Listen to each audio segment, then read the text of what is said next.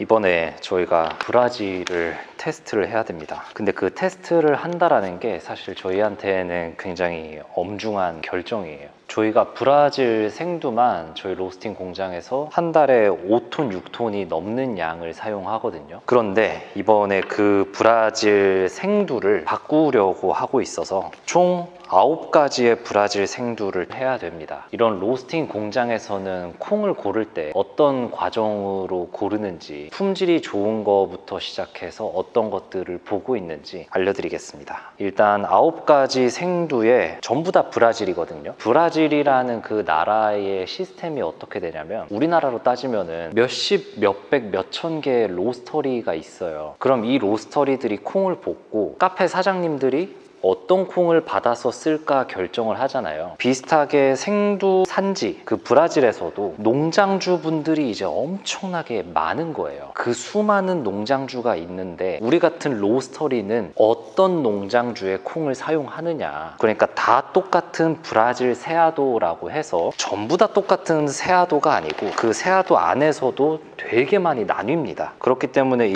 브라질의 어떠한 농장주나 좋은 콩을 만나는 게 저희 같은 로스터리에서는 관건입니다. 지금 9가지 생두를 전부 다 수분 측정 먼저 할 겁니다. 더불어서 밀도 측정까지 할 거고요. 생두의 수분 함량과 밀도가 얼마나 잘 나오는지, 그리고 생두별로 어떠한 이물질이나 결점두가 종류가 어떻게 되는지 판단을 해볼 겁니다. 이렇게 생두를 평탄하게 만들어주고, 밀도 821점. 그럼 왜 몇 톤씩 그렇게 사용하던 브라질을 갑자기 바꾸게 되냐. 이 생두라는 거는 농작물이잖아요. 그러니까 같은 이름, 같은 농장에서 나왔다 하더라도 결국 그 생두가 해마다 달라지는 거예요. 정말 일정하게 그 농작물을 만들어 준다면야 너무 좋겠지만 또 저희 만족하는 수준선에 더 높은 브라질 생두가 없을까 라는 생각에 이번에 한번 이렇게 테스트를 하게 됐습니다. 그러면 이게 농장주가 생산을 해내고 생두업체를 통해서 우리나라로 건너오고 저희 같은 로스터리 업체로 생두업체가 판매를 하는 거잖아요. 결국에는 이 생두 다이렉트 트레이드를 하던지 아니면은 생두 회사 입장에서도 이 농장 쪽을 컨트롤하는 게 되게 중요해요. 농장주분들과의 관계를 잘 유지하면서 이런 커피의 지속 가능성을 주장하기도 하는데 이것도 참 어려운 시장이죠. 또 저희가 지금 얘기했던 것처럼 마음에 들어서 이렇게 몇 톤씩 사다가 쓰고 있다가 어느 순간부터 퀄리티가 꺾이기 시작하면서 컴플레인을 걸기 시작하면은 그 해당 업체 쪽에서도 이제 농장 쪽이랑 이런 걸 또 많이 해야 되잖아요. 그래서 저희도 로스팅 공장을 이렇게 해보지만 나중에 여유가 된다면 정말 다이렉트 트레이드를 그렇게 농장주화 하고 싶지만 이런 걸 다 생각하다 보면은 로스팅에 집중해야 되겠다. 일단 지금은 로스팅 하나, 원두 하나 만드는 것도 이렇게 어려운데 아직 갈 길이 멉니다. 저희가 이렇게 9가지의 생두를 받아서 저희가 가지고 있는 가장 작은 로스터기로 생두 테스트를 해보고 거르는 거죠. 우리랑 어울리는 스타일이 어떤 생두인지를 거른 다음에 이제 진짜로 로스팅을 하는 큰 로스터기에다가 W15나 W60으로 진짜 블렌딩을 해서 원래 이렇게 나가는 배전도까지 로스팅을 해본 다음에 그렇게 테스트를 지금 하고 있고요. 저희가 실제로 그 로스터기에 나가는 배치 사이즈까지 맞춘 다음에 직접적으로 로스팅을 해봐야 제가 브라질을 선택하는 가장 큰 기준은 단맛이에요. 저희가 이 전에 사용하던 브라질을 테스트했을 때 왜 그 브라질을 선택했냐면은 되게 버터 같은 질감과 단맛이었거든요. 저희가 이 납품을 하는 거는 다 에스프레소 용도로 뽑아지는 애들이기 때문에 에스프레소는 무조건 단맛이 높아야 아메리카노도 맛있고 라떼도 맛있고 이렇기 때문에 저는 대중성이 있는 구수함을 가지고 있으면서 압도적인 단맛이 높아야 된다. 왜냐면 저는 로스팅 할 때도 최대한 단맛을 끌어내는 로스팅을 추구하기 때문에 이 생두에서도 충분히 받쳐줘야 합니다. 로스팅은 이제 끝났고요. 이제 색도값을 한번 측정을 해보려고 합니다. 배출 온도는 다 똑같이 맞췄습니다. 밀도나 수분값이 다르면은 똑같이 배출 온도를 해도 항상 색도가 다르더라고요. 얼마나 균일하게 됐는지 체크 한번 해보고 기록을 적어 놓도록 하겠습니다.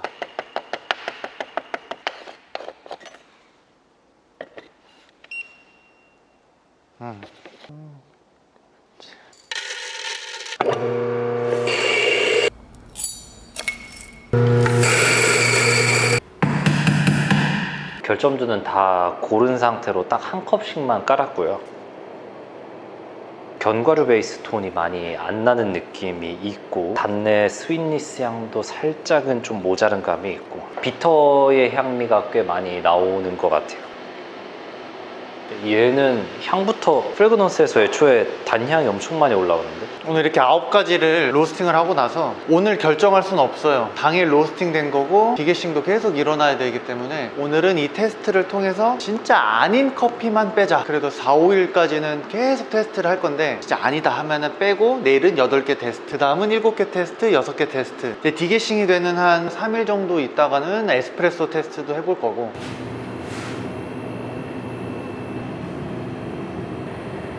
브라질 9가지를 지금 블라인드로 섞었고 어떤 게 어디 회사 거고 어떤 종류인지 아예 모르는 상태입니다.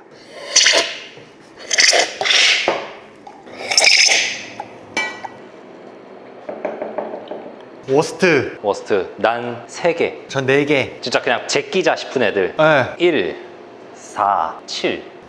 저도 비슷합니다. 저는 1, 4, 7, 9. 1번은 확실히 너무 쓰고 불편하고 다른 애들을 잡아먹겠다 싶었고 4번 같은 경우에는 단맛도 없고 전체적으로 밸런스도 없고 뭐 어떠한 매력이 아무것도 없다. 7번 같은 경우에는 캐릭터가 없어. 브라질스러움이 없는 너무 무난하네. 근데 살짝 다른 점은 난 9번을 베스트로 뽑았거든. 베스트?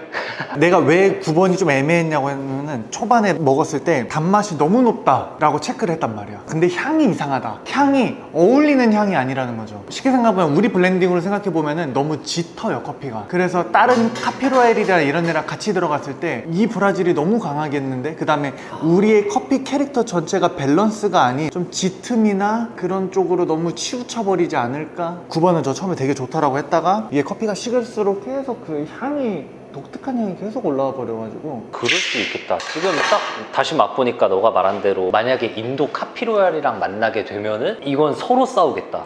조화가 아니라. 좋아요. 좋긴 한데 아쉬운 거죠. 단맛이 너무 좋아요. 근데 또 이 원두들이 어떠한 결점도 종류가 있고 콩 상태가 진짜 괜찮은지 이런 품질도 하나하나 다 캐치를 해 봅시다. 원래 브라질 원두라고 하면은 거의 쉘빈의 대명사가 아닐까. 빈 애들, 속이 빈 애들. 근데 이 브라질을 저희가 한 달에 최소 5톤을 쓴다라고 가정하면은 그러면 이게 한 달에 얼마나치야? 지금 브라질 1kg가 1년이면 와 거의 8억 돈 쓸 거를 지금 이렇게 골라야 되는 거니 얼마나 막중한 임무입니까 이게. 이게 몇몇 원두들은 벌레 먹은 곳이 되게 많기도 하고 브라질은 핸드픽하는 곳이 없다고 알고 있거든요. 거의 대부분이 워낙에 대규모 농장이고 기계 수확으로 다락 해버리니까 농장마다도 이 농작물을 얼마나 잘 관리했는지에 따라서 그 결점도가 상당히 다르다고 알고 있습니다. 업체들마다 농부들마다 다 다르다.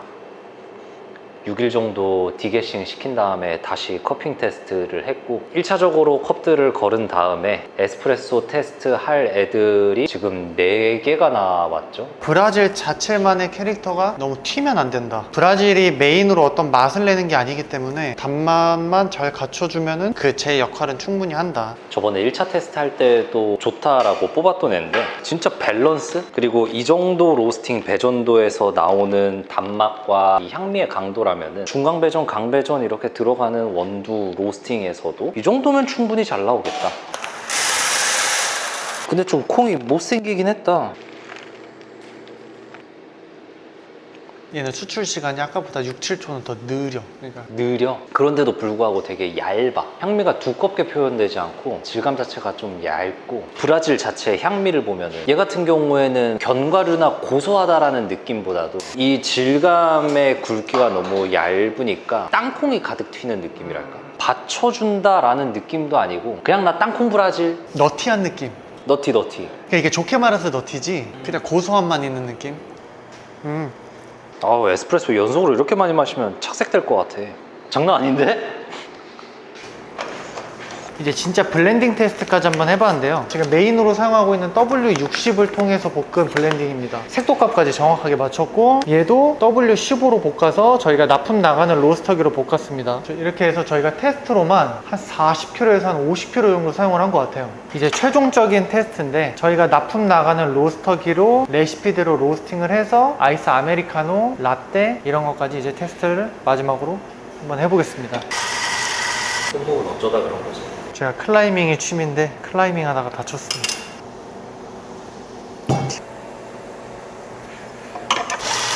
저희 같은 로스터리 작업들도 마찬가지지만 원두를 만들 때 프로세스를 어떻게 하는지 중요하거든요. 이 제조를 하는 데 있어서. 그렇다 보니 생두를 고를 때도 이제는 맛이 어쨌든 1순위고 그 다음 순위들을 볼 때 이 생두의 유통 과정이라든지 이 생두를 다루는 회사가 프로세스를 어떻게 하는지도 조금씩 찾아보고 있는 것 같습니다. 애프터 테이스트에서 살짝 쓴맛은 있는데 끝에 비터가 달콤하게 끝나진 않는다. 초반에 땅콩 향미로 올라왔다가 초콜릿으로 끝나냐 아니면 그 땅콩이 고스란히 비터로 끝나냐의 차이 같아요. 마무리가 좀 아쉽긴 합니다. 아침에는 먹어보고서 안 되겠다. 테스트한 결론은 현재 저희가 사용하고 있는 브라질이 맛적인 부분에서는 굉장히 높은 순위권, 높은 스코어예요. 다른 브라질들에 비해서는 맛의 퍼포먼스가 되게 좋다. 그래서 현재 이 안에서 결론을 다 내기보다는 그냥 브라질을 직접 가기로 했습니다. 좋은 기회가 생겨서 다음 달에 브라질로 출국하기로 했고, 그 브라질의 생두 산지를 직접 가서 눈으로 보기도 하고 작업들이 어떻게 이루어지는지, 그리고 정말 우리에게 맞는 콩이 있을지 보러 가려고 합니다. 그럼 브라질 산지 투어 영상에서 뵙겠습니다. 그럼 봐주셔서 감사합니다.